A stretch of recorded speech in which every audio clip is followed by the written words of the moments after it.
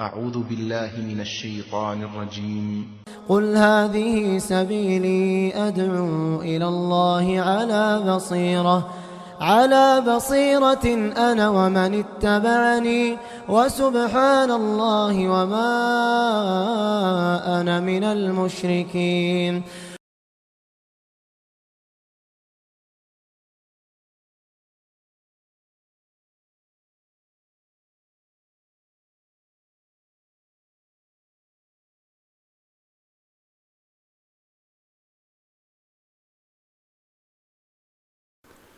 إن الحمد لله نحمده ونستعينه ونستغفره ونعوذ بالله من شرور أنفسنا ومن سيئات أعمالنا. قال الله تبارك وتعالى في القرآن المجيد والفرقان الحميد: ولا تباشروهن وأنتم عاكفون في المساجد تلك حدود الله فلا تقربوها كذلك يبين الله آياته للناس لعلهم يتقون. وقال الله تبارك وتعالى في موضع آخر: إنا أنزلناه في ليلة القدر وما أدراك ما ليلة القدر ليلة القدر خير من 1000 شهر تنزل الملائكة والروح فيها بإذن ربهم من كل أمر سلام هي حتى مطلع الفجر. محترم حضرات، بزرگوں، دوستوں، عزیزوں، ماں اور بہنوں، چھوٹے بچوں، تمام تعریفیں اللہ تعالیٰ کے لیے ہیں جو ہم تمام کا خالق ہے، مالک ہے. اللہ تبارک و تعالیٰ ہے جو بندوں کو یہ مختلف مواسم عطا کرتا ہے.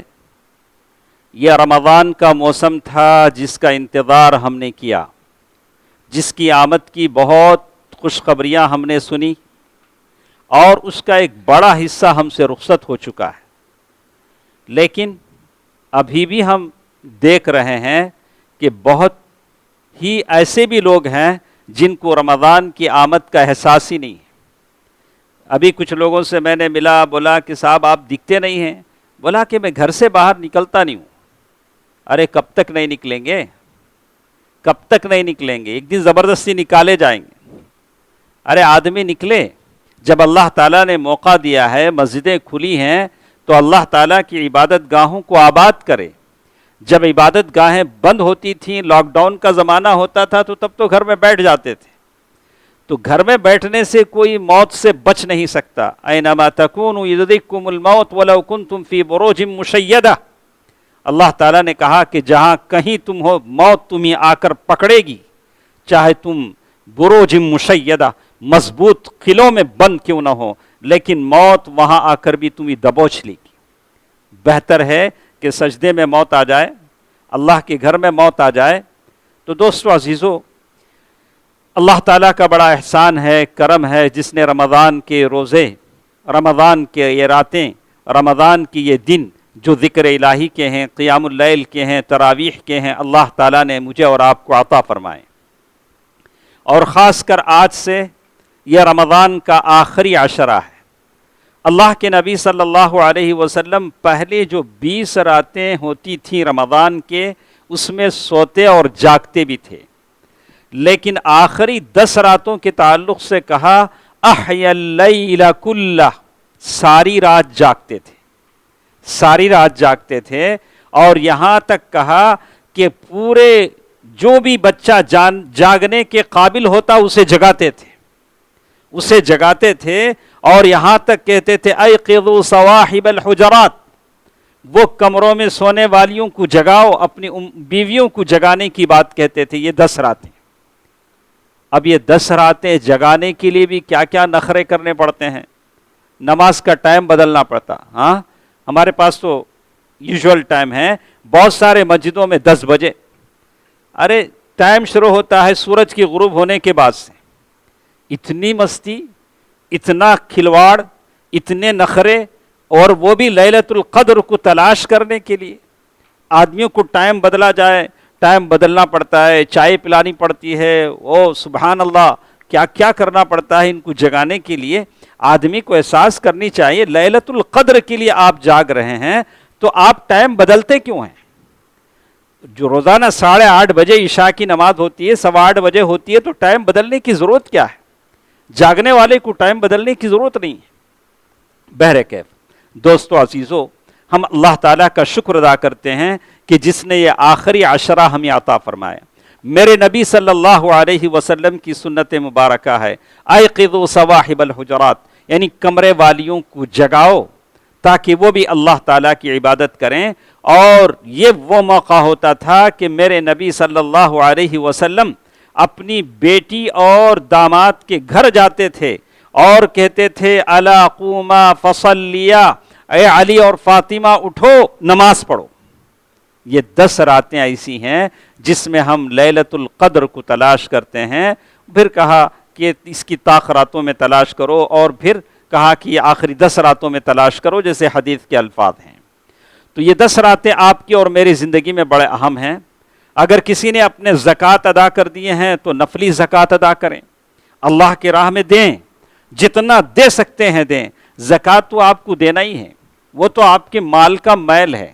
اگر آپ وہ نہیں دیں گے تو آپ کا مال سارا وہ بگاڑ دے گا، وہ کنز ہے، وہ خزانہ بن جائے گا۔ اللہ تعالیٰ نے کہا والذین یکنزون الذهب والفضة ولا ينفقونها في سبيل الله فبشرهم بعذاب أليم يوم يحمى عليها۔ جیسے اللہ تعالیٰ نے کہا کہ جو لوگ خزانہ بناتے ہیں، پیسہ جوڑ کے رکھتے ہیں، سونا گن کے رکھتے ہیں، ان لوگوں کو یہ بات بتا دیجئے ولا ينفقونها في سبيل الله، اللہ کے راستے میں خرچ نہیں کرتے، فبشرهم بعذاب علیم، ان کے لیے دردناک عذاب ہے۔ یوم یحمى علیہا فی نار جہنم فتکوی بها جباہهم وظہورهم ھذا ما کنزتم لانفسکم فذوقوا ما کنتم تکنزون۔ اللہ تعالیٰ کہیں گے کہ اس مال کو گرم کر کے اس کے چہرے پر داغا جائے گا، کہا جائے گا ھذا ما کنزتم، یہ وہ خزانہ ہے جو تم نے جمع کر کے رکھا تھا۔ دوستو عزیزو، میں نہیں سمجھتا کہ ایک مسلمان جس کے پاس 85 گرام سونا ہو اور چاندی ہو 580 پر 5 گرام اور وہ سونے اور چاندی کی زکوٰۃ نہ دیتا ہو، ایسا تو نہیں ہو سکتا۔ ہم لوگ سارے زکوٰۃ دیتے ہیں، لیکن اس کے باوجود بھی جب آخری عشرے میں آئے ہیں تو آپ زیادہ سے زیادہ آپ خیرات کریں، نفلی صدقہ دیں تاکہ ہم اللہ تعالیٰ کو راضی کر سکیں۔ اب یہ دن ہے جو ہم سے رخصت ہو رہے ہیں۔ آخری عشرہ جب آتا ہے تو اس میں اللہ کے نبی صلی اللہ علیہ وسلم کے تھوڑے کرنے کے کام ہوتے ہیں، تو اس میں ہم قیام اللیل کا اہتمام زیادہ کرتے ہیں، زیادہ تہجد پڑھتے ہیں۔ تہجد بولیے، قیام اللیل بولیے، تراویح بولیے، سب ایک ہی نام ہے۔ میرے نبی صلی اللہ علیہ وسلم نے جتنے بھی دن قیام کیا ہے، رات کے ہر حصے میں قیام کیا ہے۔ کسی رات شروع حصے میں قیام کیا، کسی رات درمیانی حصے میں قیام کیا، کسی رات آخری رات کے حصے میں قیام کیا۔ امت کو یہ پیغام دے کر گئے ہیں کہ آپ کے لیے پوری رات تہجد، قیام اللیل، تراویح پڑھنے کا ٹائم ہے۔ آپ کسی بھی وقت پڑھ سکتے ہیں، تراویح کہیے، قیام اللیل کہیے، تہجد کہیے۔ اور اسی لیے علماء نے کہا کہ ان رکعتوں کی کوئی تحدید بھی نہیں ہے، 30 پر 40 پر 9 رکعت، کہا کہ جتنا چاہے آپ پڑھ سکتے ہیں، اس لیے کہ نفل نماز ہے جیسے علماء نے کہا۔ بعض علماء کی رائے یہ ہے کہ اس حدیث کے تعلق سے کہا کہ میرے نبی نے رمضان اور غیر رمضان میں 8 رکعت سے زیادہ نہیں پڑھا۔ دونوں طرح کے قول ہیں، بہرحال نفل نماز ہے، آپ جتنا چاہے پڑھ سکتے ہیں، اس میں کوئی یہ نہیں ہے۔ بہرکیف یہ آخری عشرہ ہے جو ہم سے رخصت ہو رہا ہے۔ قیام اللیل کی بات ہے، انشاءاللہ سارے لوگ قیام اللیل کی پابندی کریں گے۔ ساتھ ساتھ ایک سنت جو ہمارے پاس ہے، سنت الاعتکاف، اعتکاف کی سنت ہے۔ سورۃ البقرہ آیت نمبر 187، جس میں اللہ تعالیٰ کہتے ہیں وَلَا تُبَاشِرُوهُنَّ وَأَنْتُمْ عَاكِفُونَ فِي الْمَسَاجِدِ تِلْكَ حُدُودُ اللَّهِ فَلَا تَقْرَبُوهَا كَذَلِكَ يُبَيِّنُ اللَّهُ آيَاتِهِ لِلنَّاسِ لَعَلَّهُمْ يَتَّقُونَ۔ اللہ تبارک و تعالیٰ نے اس آیت میں بتا دیا، اور اسی طرح اللہ تبارک و تعالیٰ نے اور ایک آیت میں بتا دیا کہ ہم نے وصیت کی، تاکید کی ابراہیم اور اسماعیل کو، ان طہر بیتی للطائفین والعاکفین والرکع السجود، کہ اللہ کے گھر کو پاک و صاف رکھیں. کس کے لیے؟ ان طہر بیتی للطائفین، طواف کرنے والوں کے لیے، اور اس میں اعتکاف کرنے والوں کے لیے، رکوع اور سجدہ کرنے والوں کے لیے. تو معلوم یہ ہوا کہ اعتکاف مسجد میں ہوتا ہے. پہلی بات تو اعتکاف مسجد میں ہوتا ہے اور گھروں میں اعتکاف نہیں ہوتا. چاہے مرد کا اعتکاف ہو چاہے عورت کا اعتکاف ہو، مسجد میں ہوتا ہے، جیسے ان آیتوں سے پتہ چلتا ہے. اعتکاف جیسے ہر چیز کا ایک حکم ہوتا ہے، نماز فرض ہے، اعتکاف کا حکم کیا ہے؟ سنت مؤکدہ ہے. میرے نبی صلی اللہ علیہ وسلم جب مدینہ آئے تو مدینے میں جب تک تھے اعتکاف کرتے تھے. آپ کے بعد آپ کی بیویوں نے اعتکاف کیا، امہات المؤمنین نے. اللہ کے نبی صلی اللہ علیہ وسلم اعتکاف میں بیٹھے اور لیلۃ القدر کو تلاش کرتے رہے، دل جمعی سے اللہ تعالیٰ کی عبادت کرتے رہے، اور امت کو یہ سنت چھوڑ گئے کہ اعتکاف کرو لیکن دل اور جسم سے کرو، صرف جسم کا اعتکاف نہیں ہے. انشاءاللہ ہم آپ کو بتائیں گے. یہ جمعہ صرف میں نے اس سنت کے لیے خاص کیا تھا کہ میں اور آپ سمجھیں کہ اس آخری عشرے میں اعتکاف کیا ہوتا ہے. تو پہلی چیز یہ معلوم ہوئی کہ اعتکاف مسجد میں ہوتا ہے. اعتکاف سنت مؤکدہ ہے. جس طرح ہر چیز کے سم کنڈیشنز ہوتے ہیں، ویسے اعتکاف کے بھی کچھ شروط ہیں. یہ شرطیں ہیں تو اعتکاف ہے. مسلمان ہونا شرط ہے تو سبھی جانتے ہیں کہ اعتکاف وہی کرے گا. اسی طرح التمییز، یعنی ایسا انسان جو تمیز کر سکتا ہو. ایک دم چھوٹا بچہ آ کر کہے کہ میں اعتکاف میں بیٹھنا چاہتا ہوں کہ نہیں. بالغ ہونا ضروری ہے، سمجھ ہونی ضروری ہے کہ کیا صحیح ہے کیا غلط ہے، کیا کرنا چاہیے کیا نہیں کرنا چاہیے. اسی لیے ہم اعتکاف میں بیٹھنے والوں سے کہتے ہیں کہ آپ چھوٹے بچوں کو نہ لائیں، چھوٹے بچوں کو اپنے ساتھ نہ رکھیں. یہ آپ کا گھر نہیں ہے کہ بچوں سے لاڑ کر لیں، گود میں بٹھا لیں، ہنسی مذاق کر لیں، بلا کہ گھر میں جا کے کرنا ہے. جب آپ اعتکاف میں ہیں تو آپ اللہ سے اپنے دل کو جوڑیں. اعتکاف کا مقصد ہی یہی ہے کہ ان علائق سے، تعلقات سے 10 دن آپ کو دور رکھا جائے، آپ کی ساری مصروفیتیں اللہ کے ساتھ جڑ جائیں، اس سے آپ کے علائق اور تعلقات ختم ہو جائیں. تو یہ شرائط ہیں. اور اسی طرح کہا الطہارہ، آدمی پاک و صاف ہو، جنبی نہ ہو، اور عورت حیض و نفاس کی حالت میں نہ ہو. یہ سارے کنڈیشنز بتائے گئے، اور ایک کہ مسجد میں ہو. یہ اعتکاف کے شرائط ہیں. اور اسی طرح ہر چیز کی جیسے ارکان ہوتے ہیں، جیسے آپ حج اور عمرہ کے لیے جاتے ہیں تو احرام پہن کے جاتے ہیں، احرام پہن کے جاتے ہیں، اشہر حرم میں حج کرتے ہیں، ویسے ہی اعتکاف کے لیے نیت ہونا ضروری ہے. آدمی نیت دل سے کرے. اور اس کے بعد کہا المکث فی المسجد، اعتکاف کرنے والا مسجد میں ٹھہرے گا، مسجد سے بلا ضرورت باہر نہیں جائے گا کبھی شاپنگ کے لیے. ہاں علماء نے کہا ہے کہ آپ کو کوئی کھانا لا کے دینے والا نہیں ہے تو آپ باہر جا کے کھانا خرید کے لا سکتے ہیں، کسی سے بات چیت نہیں کریں گے. وہاں دوسری چیزیں، کوئی گفٹ خریدنے چلے گئے، بیوی بچوں کو عیدی خریدنے چلے گئے، عید کا تحفہ خریدنے چلے گئے. اعتکاف کرنے والا یہ سارے کام نہیں کرے گا، صرف اپنا کھانا خریدنے کے لیے جا سکے گا. اس کے بعد جو باتیں یہاں کہی گئی محظورات الاعتکاف، اعتکاف کے اندر مجھے اور آپ کو کیا کرنا نہیں ہے، تو کہا کہ الخروج من المسجد، آدمی مسجد سے نہیں نکلے گا. اور مباشرۃ النساء، عورتوں سے تو میل ملاپ کا تو سوال ہی نہیں پیدا ہوتا، اس لیے کہ مرد الگ اعتکاف کرتے ہیں، عورتیں الگ اعتکاف کرتے ہیں. لیکن ایک حدیث میں آتا ہے ام المؤمنین صفیہ بنت حیی بن اخطب رضی اللہ عنہا اللہ کے نبی صلی اللہ علیہ وسلم کے پاس آتی ہیں جب اللہ کے نبی صلی اللہ علیہ وسلم اعتکاف میں ہیں، اور اللہ کے نبی صلی اللہ علیہ وسلم سے کچھ ضروری باتیں کر کے واپس جاتی ہیں. تو اللہ کے نبی صلی اللہ علیہ وسلم ان کو چھوڑنے کے لیے باہر تک آتے ہیں، اعتکاف میں ہیں، لیکن یہ ضروری کام ہے، رات کا وقت ہے. اسامہ بن زید کے مکان میں وہ رہتی تھی، بہت دوری ہوتی تھی، وہاں تک چھوڑنے کے لیے اللہ کے نبی صلی اللہ علیہ وسلم نکلے اور دو انصاری صحابہ کو دیکھا کہ وہ لوگ دیکھ رہے ہیں رات کے وقت میں. اللہ کے نبی صلی اللہ علیہ وسلم نے فرمایا علی رسلکما، اے دو صحابہ ٹھہر جاؤ، یہ جو رات کے وقت میں اعتکاف میں ہوں یہ میری بیوی صفیہ بنت حیی بن اخطب ہے. تو دونوں صحابہ نے کہا سبحان اللہ، اللہ کے نبی یہ صفائی آپ کیوں دے رہے ہیں؟ بولا کہ مجھے محسوس ہوا کہ شیطان ان یقذف فی قلوبکما شیء، شیطان تم لوگوں کے دلوں میں کچھ بات نہ ڈال دے کہ اس وقت اللہ کے نبی کس کے ساتھ جا رہے ہیں. ان الشیطان یجری مجرى الدم، شیطان خون کی طرح انسان کے جسم میں دوڑتا ہے. تو بہت ضروری ہے کہ ہم ایک دوسرے سے اپنا ذہن و دل و دماغ صاف رکھیں تاکہ شیطان کو موقع نہ ملے کہ میں آپ کے تعلق سے آپ میرے تعلق سے غلط سوچیں. شیطان اس کی کوشش کرتا ہے تاکہ مومنوں کے دلوں میں محبت نہ رہے، بغض و عداوت پنپے.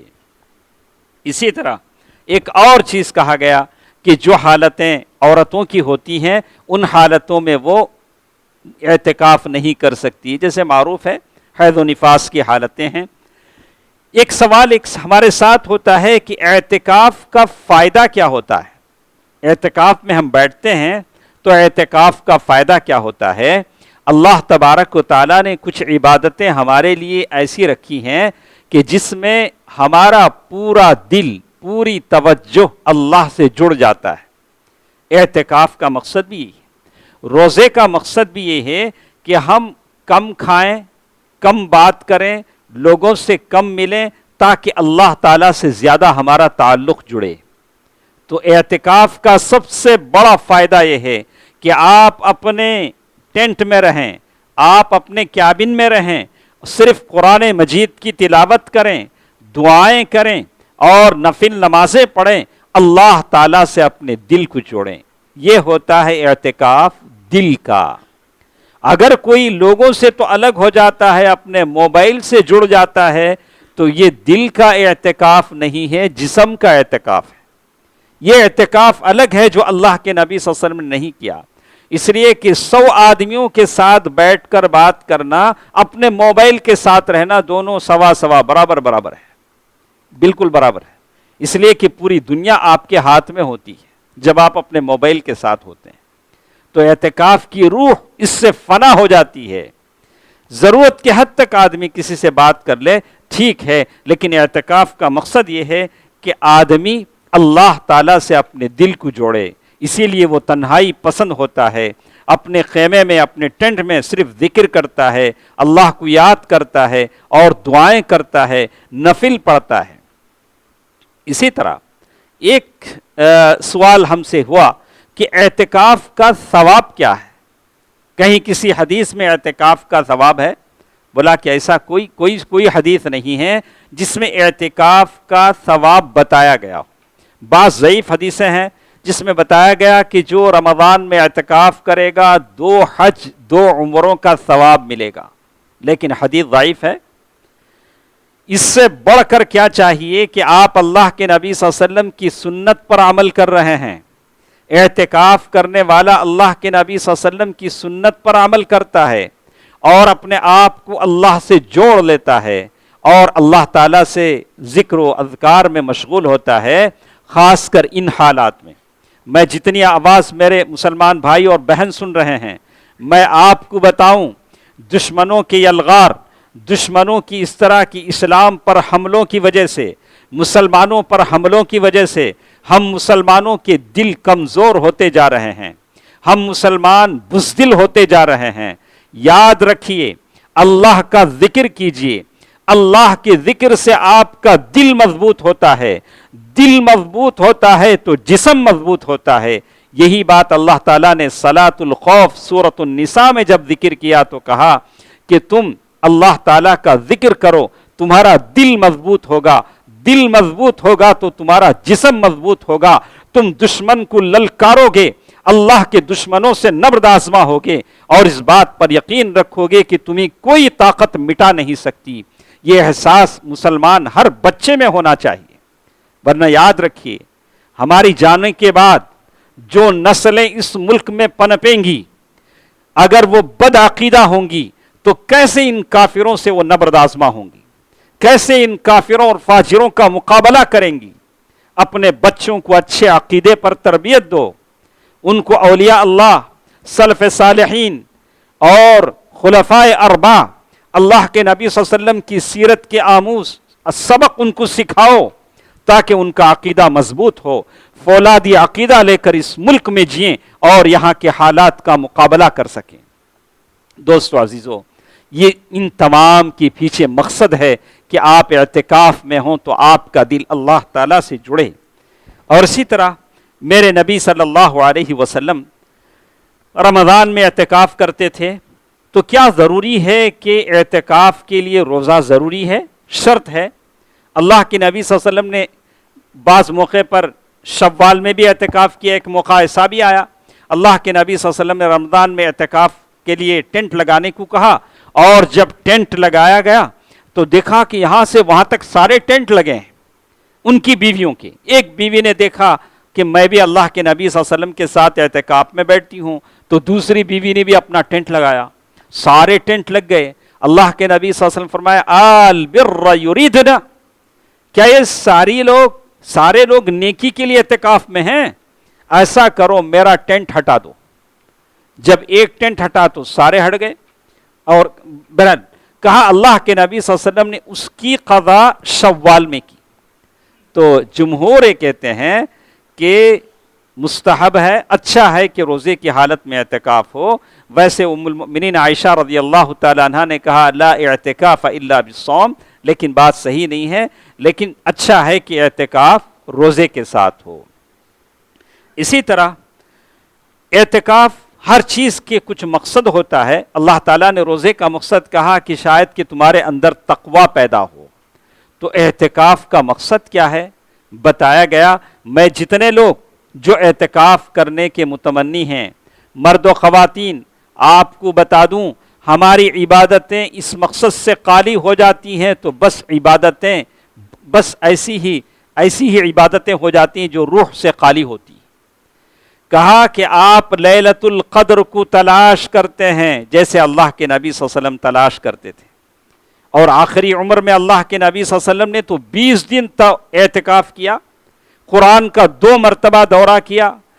اللہ کے نبی صلی اللہ علیہ وسلم کو احساس ہو چکا تھا کہ دنیا سے جانے کا وقت آ پہنچا ہے۔ آج تو اس سے زیادہ احساس ہے، آج پتہ نہیں کون کھڑے چلے جائے، آج تو کوئی گارنٹی ہے ہی نہیں، پہلے بھی نہیں تھی ابھی بھی نہیں، ابھی اور زیادہ ہے۔ کتنی ایسی کرسیاں جن کو ہم نے یہاں بیٹھے دیکھا خالی ہو گئیں، اور یہ ممبر، خطیب ممبر جو ہم سے جدا ہو گئے، اللہ تعالیٰ ان کی مغفرت فرمائے۔ اور کیا کیا چیزیں ہمیں دیکھنی، اور کس بات کا انتظار مجھے اور آپ کو ہے، کون سی غفلت ہمیں آپ کو ستا رہی ہے، کون سا اللہ سے آپ نے گارنٹی لیٹر لے رکھا ہے کہ آپ کے پاس اتنا ٹائم ہے، اتنے سال آپ جئیں گے، اتنے رمضان آپ پائیں گے۔ دوستو عزیزو، بہت کم ٹائم ہمارے پاس ہے، اس کا احساس آپ کو ہونا چاہیے۔ لیلۃ القدر کو تلاش کرنے والے، اعتکاف میں بیٹھنے والے اس عظیم مقصد کو سمجھ کر بیٹھیں کہ آپ اعتکاف اس لیے بیٹھ رہے ہیں کہ لیلۃ القدر کو تلاش کر رہے ہیں۔ الخلوۃ للہ، اللہ تعالیٰ کے ساتھ آپ خلوت نشینی چاہ رہے ہیں، اللہ تعالیٰ کے ساتھ تنہائی پرویسی چاہ رہے ہیں کہ آپ تنہائی میں اللہ کے ساتھ بیٹھیں۔ اللہ کے ساتھ تنہائی اللہ والوں کو نصیب ہوتی ہے۔ یہاں ہم اپنے ساتھ ہیں، گھر جاتے ہیں بیوی بچوں کے ساتھ ہو جاتے ہیں، باہر نکلتے ہیں تو دوستوں کے ساتھ ہو جاتے ہیں۔ اللہ کے ساتھ خلوت نشینی آپ کو مجھے کہاں نصیب ہوتی ہے؟ اعتکاف کرنے والوں کو نصیب ہوتی ہے، ان مرد و خواتین خوش نصیبوں کو میسر آتی ہے جو اعتکاف میں بیٹھتے ہیں۔ اصلاح القلب، دل کی اصلاح ہو جاتی ہے۔ کیسے؟ اللہ کے نبی صلی اللہ علیہ وسلم فرمایا الا وان فی الجسد مضغہ اذا صلحت صلح الجسد کلہ۔ اللہ کے نبی صلی اللہ علیہ وسلم نے فرمایا کہ دوست دیکھو، لوگوں خبردار سنو، الا وان فی الجسد مضغہ، سارے جسم میں گوشت کا ایک چھوٹا سا ٹکڑا ہے۔ مضغہ کہتے ہیں ایک چھوٹا سا گوشت کا ٹکڑا جسے آپ دانتوں تلے چبا سکیں۔ کہا وَإِنَّ فِي الْجَسَدِ مُضْغَةً إِذَا صَلَحَتْ صَلَحَ الْجَسَدُ كُلُّهُ، جب وہ اچھا ہو جاتا ہے تو سارا باڈی اچھا ہو جاتا ہے۔ اسی کو اچھا کرنا بہت مشکل ہے. یہ چھوٹے سے ٹکڑے کو اچھا کرنا بہت مشکل ہے. آپ اپنے جسم کو سجا لے سکتے ہیں فٹنس کے ذریعے سے, جم جا کر اپنے آپ کو بنا لے سکتے ہیں کہ آپ بہت تن و من طاقتور انسان ہیں, لیکن یہ اندر جو ٹکڑا ہے, جو سینے میں دبا ہوا جو ٹکڑا ہے, یہ نفس ہے. یہ کبھی نفس امارہ ہو سکتا ہے, کبھی نفس لوامہ ہو سکتا ہے. تو یہ جو نفس ہے, یہ نفس, اس کو کہا عالجت نفسی 20 سنہ. سلف نے کہا کہ مجھے 20 سال لگ گئے اپنے نفس کو اچھا بناتے ہوئے. سبحان اللہ, سبحان اللہ. نفس امارہ, نفس لوامہ, نفس امارہ, ایسے جو نفس ہیں آپ اس کی تربیت کیجئے کہ وہ آپ کو نیکی کی طرف لے جائے. یہ سب سے بڑا کام ہے کہ آپ اپنے دل کو, نفس کو اچھا بنائیں, وہ خیر کی طرف لے جائے. وہ اعتکاف میں بیٹھنے سے ہوتا ہے الانقطاع التام للعبادہ.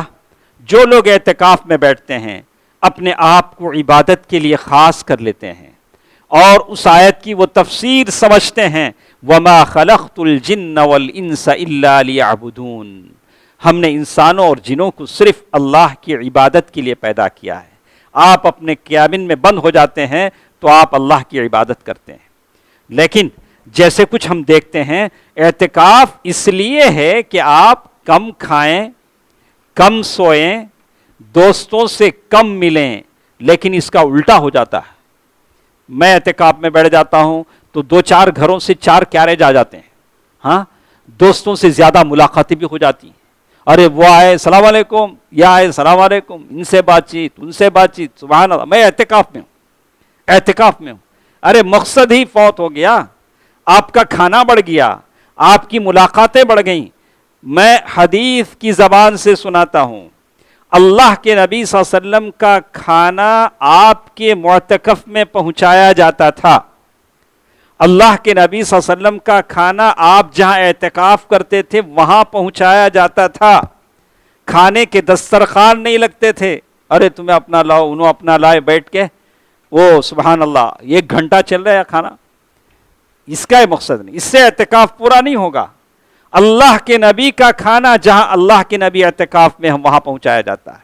دوستو عزیزو, اعتکاف جس میں آدمی اس کے اندر تواضع پیدا ہو جاتا ہے, وہ اپنے معتکف میں جاتا ہے تو بس 1 تکیہ, 1 چادر. اپنے گھر میں ہو تو وہ اتنا اونچا گدا بیڈ اور اتنی بڑی اے سی اور وہ اتنا آرام, وہ ساری چیزیں بھول جاتا ہے, اس کے اندر تواضع ہو جاتا ہے. اللہ کے نبی صلی اللہ علیہ وسلم کے لیے وہی حسیر بچھایا جاتا تھا. آپ اعتکاف میں جاتے ہیں تو آپ کے اندر تواضع آ جاتا ہے. آپ اپنا بستر بھول جاتے ہیں, اپنا بیڈ روم, وہ بڑا بیڈ روم بھول جاتے ہیں کہ ادھر سے بیوی توشہ لا رہی, ادھر سے بچے کچھ پکا کے لا رہے ہیں. یہ سارا آپ بھول جاتے ہیں, اللہ سے اپنا تعلق جوڑ لیتے ہیں. اسی لیے اعتکاف ہے. اور اسی طرح یہ بات بھی کہی کہ حفظ الصیام, آدمی کی روزے کی حفاظت ہو جاتی ہے. آخری عشرے میں آپ اعتکاف میں آ جاتے ہیں تو آپ کے روزے کی حفاظت ہو جاتی ہے, آپ ایسی ویسی چیزیں نہیں دیکھتے ہیں. تو اسی طرح کہا کہ اس میں بہت ساری چیزوں کا ذکر کیا, ہمارے پاس اتنا ٹائم نہیں ہوتا کہ اس میں کیا کیا چیزیں ہیں کہ آدمی جب اعتکاف میں ہوتا ہے تو اسے ملتا ہے کہ معرفت جو شخص اعتکاف میں ہوتا ہے کہ مسجد میں ٹھہرنے کی اہمیت کو وہ جانتا ہے. اللہ کے نبی صلی اللہ علیہ وسلم نے فرمایا کہ ہم تو ایسے تو بیٹھتے نہیں ہیں, نماز جیسے ہی ختم ہوتی ہے ہم تو نکل جاتے ہیں, لیکن اعتکاف میں بیٹھنے والا مسجد میں رہتا ہے, اس کے لیے فرشتے دعا کرتے ہیں, اللہم اغفر لہ, اللہم ارحم. جب تک آدمی ایک نماز سے دوسرے نماز کے انتظار میں ہے, اللہ کے فرشتے اس کے لیے دعا کرتے ہیں. نماز پڑھنے کے بعد آدمی اپنی جگہ بیٹھا ہے اور اسے کوئی تکلیف نہیں ہے. اور بات ہے کچھ لوگ نیچے نہیں بیٹھ سکتے, نماز کے بعد اٹھ کر کرسی پر بیٹھ جائیں تو وہ بھی اسی حکم میں آتے ہیں. کہا کہ اللہ کے فرشتے ان کے لیے دعا کرتے ہیں. اور اسی طرح کہا کہ اعتکاف میں بیٹھنے والا بہت ساری غلط عادتوں سے بھی بچ جاتا ہے, بہت ساری غلط عادتوں سے بچ جاتا ہے. کسی کو بیڑی سگریٹ کی عادت ہے, اعتکاف میں بیٹھا ہے تو وہ عادت سے بچ جائے گا. زیادہ باتیں کرنے کی عادت ہے تو اس سے بچ جائے گا. اور قیام اللیل میں کھڑا ہو سکے گا، مسجد میں ہے قیام اللیل میں وہ پالے گا، اپنے وقت کو قرآن مجید کی تلاوت میں گزارے گا اور اپنا تعلق اللہ تبارک و تعالیٰ سے وہ جوڑ لے گا۔ تو یہ چند باتیں تھیں جو اعتکاف کے تعلق سے تھیں۔ تو میں آخر میں کچھ باتیں اعتکاف میں بیٹھنے والوں کے لیے خاص کر ایک نصیحت کرنا چاہتا ہوں کہ ابھی مسجدوں والے جو ذمہ داران ہیں پریشان ہیں کہ اس سنت کو کیسے زندہ رکھیں، خاص کر عورتوں کے لیے اور اس سے زیادہ مردوں کے لیے۔ اعتکاف میں جیسے میں نے بڑی تفصیل آپ کو بتائی، مقاصد بتا دیے، اسرار بتا دیے، اللہ کے نبی کا طریقہ بتا دیا اعتکاف میں کہ اللہ کے نبی صلی اللہ علیہ وسلم اپنے اعتکاف میں ہیں، اپنے جگہ پر ہیں، کیبن میں ہیں، اور اللہ کے نبی صلی اللہ علیہ وسلم قرآن مجید کی تلاوت اور جبریل سے قرآن سنا رہے ہیں، ان سے سنتے اور سناتے ہیں اور مدارسہ ہو رہا ہے، اور اللہ کے نبی صلی اللہ علیہ وسلم اللہ تعالیٰ کی عبادت میں لگے ہوئے ہیں۔ تو جو لوگ بھی اعتکاف میں ہیں، اللہ اللہ اس بات کو اپنے ذہن میں رکھیں، اللہ سے دل جوڑنے کے لیے آپ اعتکاف میں ہیں۔ بچوں سے دور رہیں، اور دور رہنے کا مطلب ہے کہ ایک آدھ بار بچے سے دیکھ لیا، ٹھیک ہے، بیٹھے گھنٹوں گھنٹوں بیٹھے ہیں، باتیں کر رہے ہیں، تو پھر اللہ سے آپ کا دل نہیں جڑا ہے، اللہ تعالیٰ سے آپ کا دل نہیں جڑا ہے۔ اسی طرح کھانے کی جو مجلسیں چلتی ہیں تو اس کا بھی نقصان ہوتا ہے، اور اس کے بعد کبھی تعلقات بھی خراب ہو جاتے ہیں۔ دل اللہ سے نہیں جڑے گا تو ہر چیز سے جڑے گا، دل اللہ سے نہیں جڑے گا تو شیطان فتنہ فساد پھیلائے گا۔ شیطان تو یہ چاہتا ہے کہ تمہارے دلوں میں نفرتیں ڈالے۔ تو کبھی اعتکاف میں بیٹھنے والے خود آپس میں لڑ پڑتے ہیں، تعجب ہوتا ہے، ارے اعتکاف میں بیٹھ کر لڑائی کیسے ہوئی؟ یہی سبب ہے کہ آپ نے دل کو اللہ سے توڑا، دل شیطان سے جڑ گیا۔ آدمی کوشش کرنی چاہیے، میں اعتکاف میں ہوں، اللہ سے دل جوڑنے کے لیے آیا ہوں، اور دل جمعی کے لیے آیا ہوں، اللہ کی عبادت کے لیے آیا ہوں، تلاوت قرآن کے لیے آیا ہوں، ذکر کے لیے آیا ہوں، اپنے دل کو مضبوط کرنے کے لیے آیا ہوں، اور مسجد سے اپنا تعلق جوڑنے کے لیے آیا ہوں، فرشتوں کی دعائیں لینے کے لیے آیا ہوں۔ تو ایسے کاموں میں رہوں گا، دوسرے کاموں میں نہیں رہوں گا۔ اس کا آدمی کو لحاظ کرنا چاہیے۔ دوستو، عزیزو، ماں اور بہنوں، ابھی چند دن ہمارے پاس ہیں، یہ راتیں بڑی مقدس ہیں، یہ دن بڑے خیر و برکت ہیں، اس کی اہمیت کو سمجھیں، اپنے ایمان کی تجدید کریں۔ اللہ تعالیٰ مجھے اور آپ کو اس کی توفیق دے۔ بہت خوش نصیب ہیں وہ لوگ جو اعتکاف میں جانے والے ہیں، لیکن ان باتوں کو، ان پند و نصائح کو اپنے ساتھ لے کر چلیں تاکہ آپ کا اعتکاف اللہ کے پاس مقبول ہو۔ اللہ تعالیٰ سب کی عبادتوں کو قبول فرمائے۔ اے الہ العالمین، جتنے لوگ بیٹھے ہیں یا اللہ ان کے مال و دولت میں برکت دے، یا اللہ ان کی عبادتوں کو قبول فرما، یا اللہ ان کے صدقات و خیرات کو قبول فرما، یا اللہ ہم تمام کے مرحومین کی بخشش فرما، یا اللہ ان کے قبروں کو نور سے بھر دے، یا اللہ گنتی کی جو چند دن ہیں یا اللہ اس میں رمضان کی مکمل تیاری کرنے کی توفیق عطا فرما۔ یا اللہ عالم اسلام کے وہ تمام مسلمان جو کافروں، ظالموں، جابروں کے قہر کا شکار ہیں، یا اللہ ان کا تو غیبی مدد کرنے والا بن جا۔ یا اللہ تو ان تمام معصوم مسلمانوں کی مدد فرما۔ یا اللہ ان تمام معصوم مسلمان نوجوانوں کی مدد فرما جو اس مبارک موقع پر جیلوں میں بند ہیں، یا اللہ تو ان کا مددگار اور ناصر بن جا۔ آمین۔ صدق اللہ العلی العظیم ونفعنی وإياكم بالآیات والذکر الحکیم، انہ تعالی جواد ملک کریم بالرؤوف الرحیم۔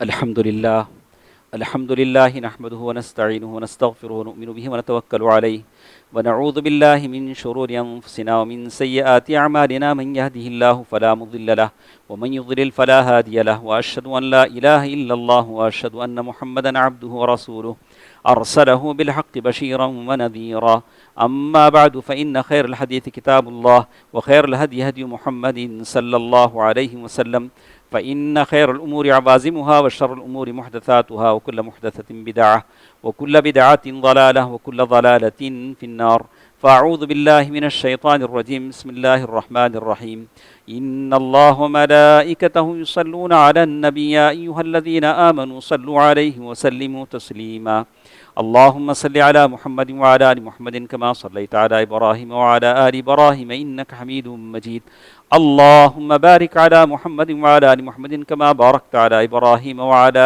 آل إبراهيم إنك حميد مجيد اذكروا الله يذكركم وادعوه يستجب لكم ولذكر الله تعالى وأولى وعز وجل وأتم وأهم وأكبر